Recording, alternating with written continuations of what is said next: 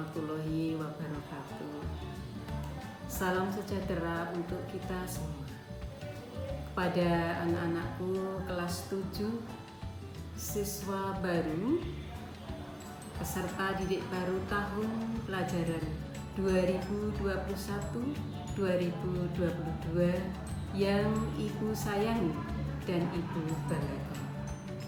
Pertama-tama marilah kita bersama-sama mengucapkan puji syukur kehadirat Tuhan Yang Maha Esa atas karunia dan rahmat-Nya kita masih diperkenankan melaksanakan kegiatan, terutama kegiatan MPLS di sekolah ini.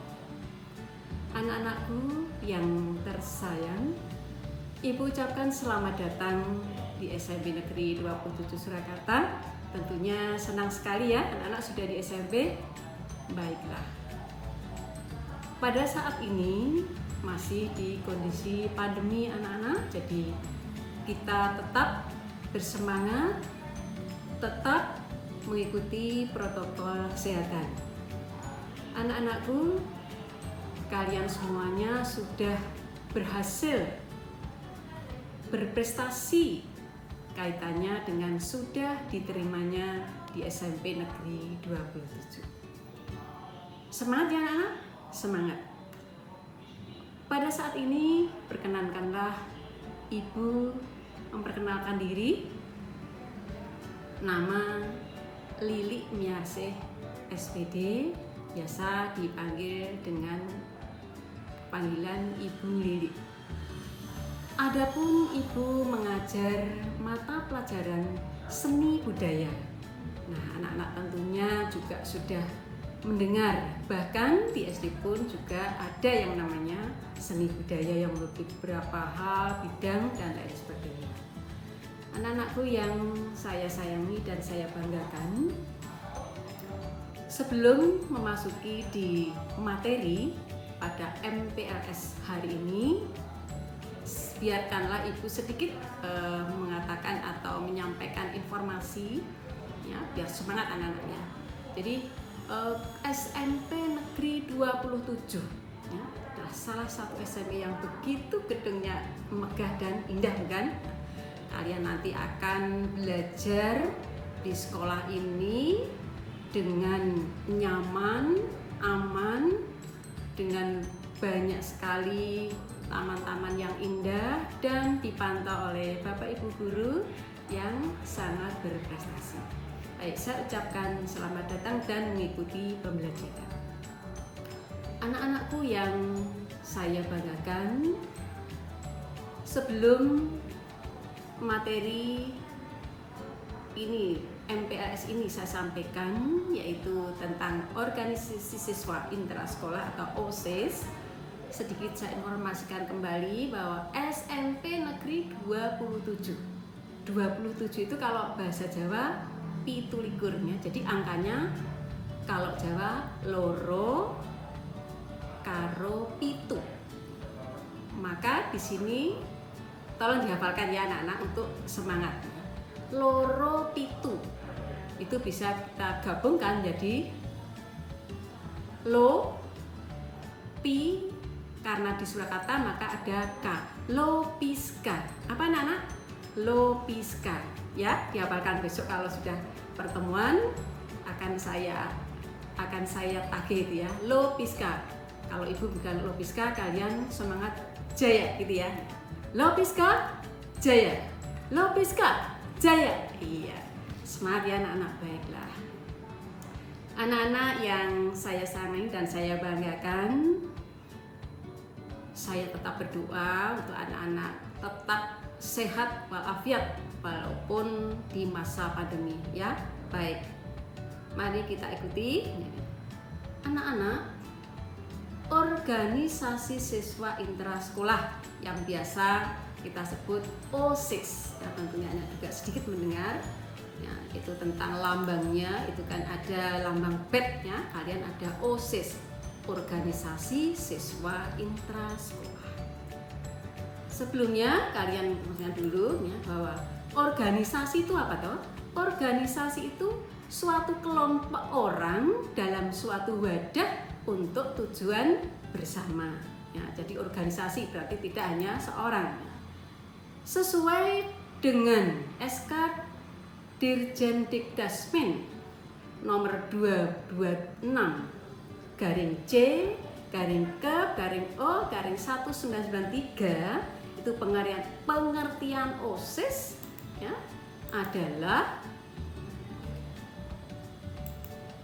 organisasi, yaitu kerjasama antar pribadi yang diadakan untuk mencapai tujuan bersama. Jadi kelompok kerjasama para siswa yang dibentuk dalam usaha mencapai tujuan bersama, yaitu mendukung pembinaan siswa.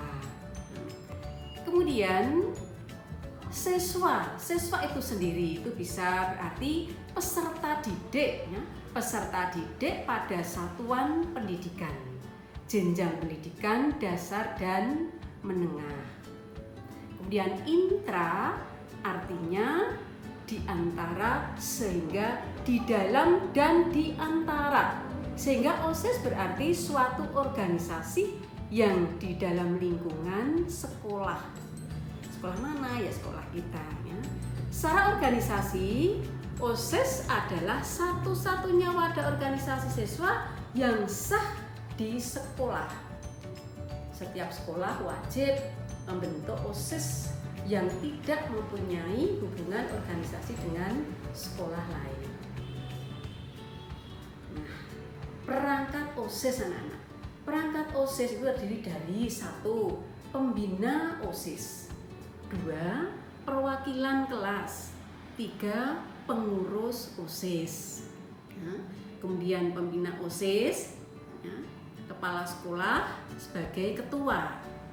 Kemudian wakil kepala sekolah itu sebagai wakil ketua. Guru sebagai anggota, sedikitnya 5 orang. Kemudian perwakilan kelas, badan ini disebut dengan Majelis Perwakilan Kelas atau MPK. Posisi badan ini berada di atas OSIS dan berperan sebagai pengawas kebijakan OSIS. Yang terdiri dari 2 orang setiap kelas, jadi nanti setiap kelas akan mewakilkan.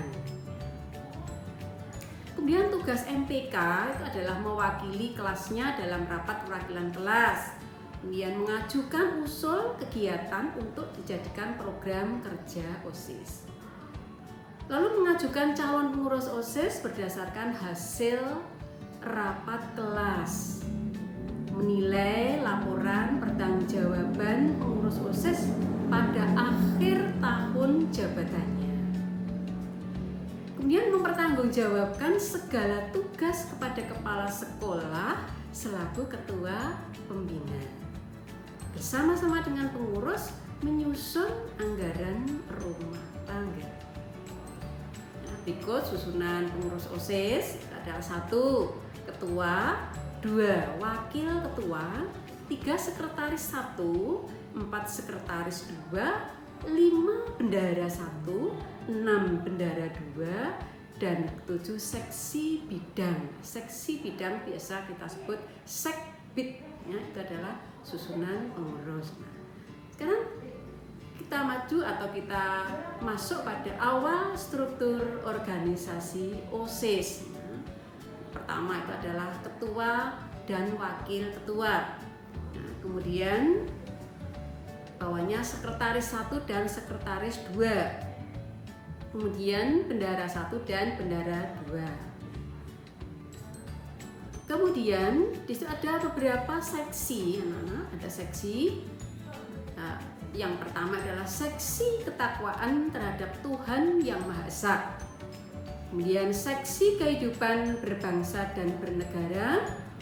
Kemudian seksi pendidikan, pendahuluan bela negara. Kemudian seksi kepribadian dan budi pekerti luhur. Berikut seksi berorganisasi pendidikan, politik, dan kepemimpinan. Kemudian seksi keterampilan dan kewirausahaan. Kemudian seksi kesegaran jasmani dan rohani. Kemudian seksi persepsi kreasi atau kreasi seni. Itu merupakan bagan atau struktur organisasi OSIS. Nah, berikutnya apa tugas-tugas mereka itu? Ya, kita awali dari tugas ketua.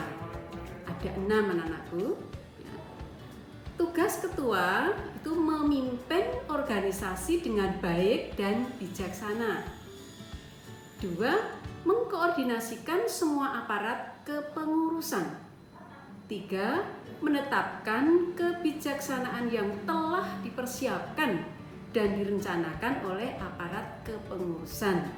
Lalu yang 4, memimpin rapat. 5. Menetapkan kebijaksanaan dan mengambil keputusan berdasarkan musyawarah dan mufakat. Nah, setiap saat mengevaluasi kegiatan aparat kepengurusan. Itu adalah tugas ketua. Kemudian tugasnya wakil ketua, yaitu 1. Bersama-sama dengan ketua menetapkan kebijaksanaan. 2. Memberikan saran kepada ketua dalam rangka mengambil keputusan. 3. Menggantikan ketua jika ketua berhalangan. 4. Membantu ketua dalam melaksanakan tugasnya. 5. Bertanggung jawab kepada ketua. 6. Wakil ketua bersama dengan wakil sekretaris mengoordinasikan seksi-seksi. Nah, berikut tadi ya seksi-seksi. Kemudian sekretaris bertugas 1. Memberikan saran kepada ketua dalam rangka mengambil keputusan. 2. Mendampingi ketua dalam memimpin setiap ada rapat. 3. Menyiarkan, mendistribusikan, dan menyimpan surat serta arsip yang berhubungan dengan pelaksanaan kegiatan.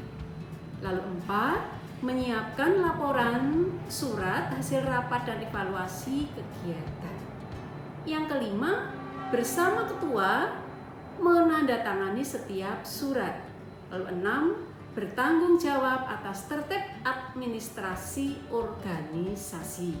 Dan yang ketujuh, bertindak sebagai notulis dalam rapat atau diserahkan kepada wakil sekretaris. Lanjut pada wakil sekretaris. Wakil sekretaris tugasnya 1. Aktif membantu pelaksanaan tugas sekretaris. 2. Menggantikan sekretaris jika sekretaris berhalangan. Dan ketiga, wakil sekretaris membantu wakil ketua mengkoordinir seksi-seksi. Nah, berikut bendahara dan wakil bendahara itu bertugas 1. Bertanggung jawab dan mengetahui segala pemasukan pengeluaran uang atau biaya. 2. Membuat tanda bukti atau kwitansi setiap pemasukan pengeluaran uang. Lalu yang ketiga, bertanggung jawab atas inventaris dan perbendaharaan.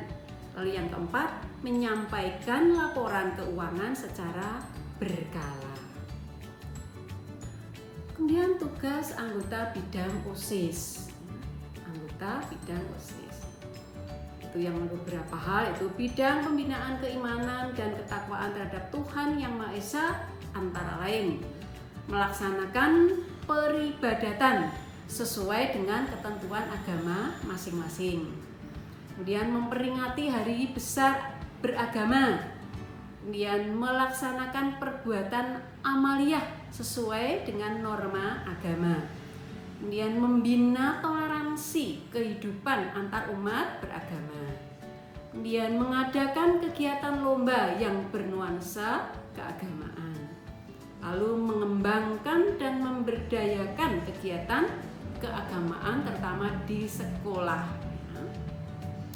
Kemudian bidang pembinaan budi pekerti luhur atau akhlak mulia, antara lain tugasnya 1. Melaksanakan tata tertib dan kultur sekolah, melaksanakan gotong royong dan kerja bakti atau bakti sosial, kemudian melaksanakan norma-norma yang berlaku dan tata krama pergaulan, lalu menumbuh kembangkan kesadaran untuk rela berkorban terhadap sesama, lalu menumbuh kembangkan sikap hormat dan menghargai warga sekolah, melaksanakan kegiatan 7K, keamanan, kebersihan, ketertiban, keindahan, kekeluargaan, kedamaian, dan kerindangan.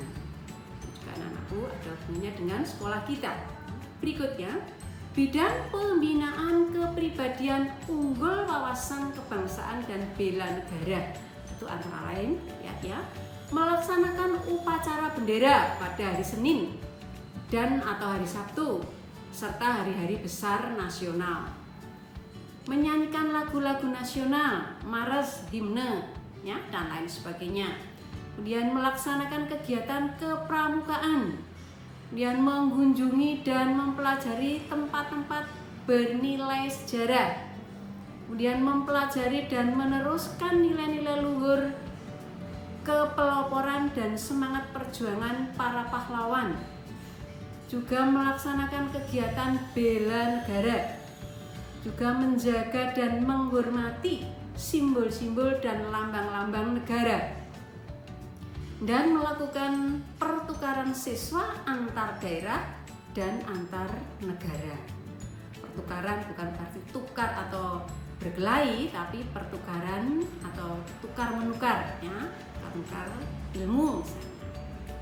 Berikut bidang pembinaan prestasi akademik, seni, dan atau olahraga sesuai bakat dan minat, yaitu antara lain mengadakan lomba mata pelajaran, menyelenggarakan kegiatan ilmiah, mengikuti kegiatan workshop, seminar, diskusi panel yang bernuansa ilmu pengetahuan dan teknologi atau IPTEK.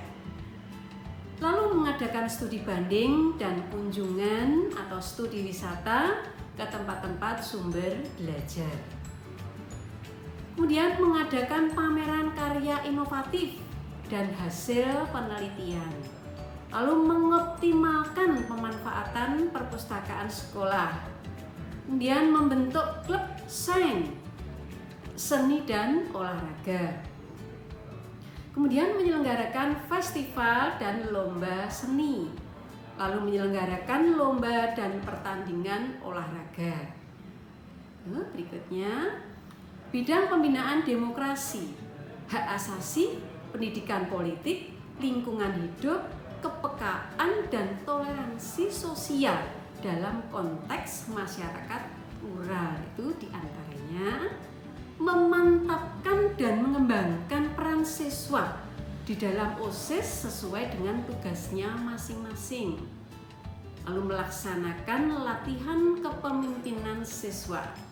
Lalu melaksanakan kegiatan dengan prinsip kejujuran, transparan, dan profesional. Kemudian melaksanakan kewajiban dan hak diri dan orang lain dalam pergaulan masyarakat. Juga melaksanakan kegiatan kelompok belajar, diskusi, debat, dan pidato. Lalu melaksanakan kegiatan orientasi siswa baru yang bersifat akademik dan pengenalan lingkungan tanpa kekerasan.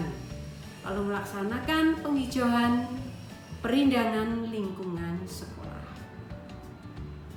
Selanjutnya bidang pembinaan kreativitas, keterampilan, dan kewirausahaan antara lain meningkatkan kreativitas dan keterampilan dalam menciptakan suatu barang menjadi lebih berguna.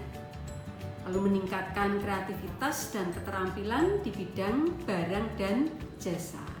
Meningkatkan usaha koperasi siswa dan unit produksi. Juga meningkatkan kemampuan keterampilan siswa melalui sertifikasi kompetensi siswa berkebutuhan khusus. Juga mengadakan basar di sekolah. Kita lanjutkan. Kemudian di bidang pembinaan sastra dan budaya, apa saja? Yaitu mengembangkan wawasan dan keterampilan siswa di bidang sastra dan menyelenggarakan festival atau lomba sastra dan budaya. Kemudian meningkatkan daya cipta sastra, meningkatkan apresiasi budaya. Kemudian bidang pembinaan kualitas jasmani, kesehatan dan gizi yang berbasis sumber gizi dan terdiversifikasi antara lain, melaksanakan perilaku hidup bersih dan sehat, terutama saat ini ya anak-anakku. Kemudian melaksanakan usaha kesehatan sekolah atau UKS, melaksanakan pencegahan penyalahgunaan narkotika, psikotropika dan zat adiktif, narkoba, minuman keras, merokok, dan HIV/AIDS. Melaksanakan hidup aktif, melaksanakan diversifikasi pangan, dan melaksanakan pengamanan jajan anak sekolah. Bidang pembinaan teknologi informasi atau TIK antaranya memanfaatkan TIK untuk memfasilitasi kegiatan pembelajaran, kemudian menjadikan TIK sebagai wahana kreativitas dan inovasi, memanfaatkan TIK untuk meningkatkan integritas kebangsaan. Bidang pembinaan komunikasi dalam bahasa Inggris itu seperti melaksanakan lomba pidato, melaksanakan lomba menulis dan korespondensi, melaksanakan kegiatan English Day, melaksanakan kegiatan bercerita dalam bahasa Inggris atau storytelling, atau juga melaksanakan lomba scrapbook. Anak-anak itu diantaranya struktur organisasi siswa intrasekolah. Anak-anak bisa menyampaikan besok kalau sudah masa pandemi selesai, anak-anak bisa mengikuti kegiatan yang diadakan di sekolah sebagai pengurus dan seterusnya. Anak-anakku, kiranya itu yang bisa Ibu sampaikan. Jangan lupa masa ini adalah masa pandemi COVID, tetap jaga protokol kesehatan ya, pakai masker, jaga jarak, dan hidup sehat ya. Jangan lupa tadi PR-nya Ibu adalah Lopiska ya. Coba sekali lagi Ibu bilang Lopiska, kalian jaya. Semangat ya anak-anak. Oke. Lopiska jaya. Lopiska jaya. Lopiska, Lopiska, Lopiska. Jaya, jaya, jaya. Terima kasih. Kita akhiri. Akhir kalam. Wassalamualaikum warahmatullahi wabarakatuh.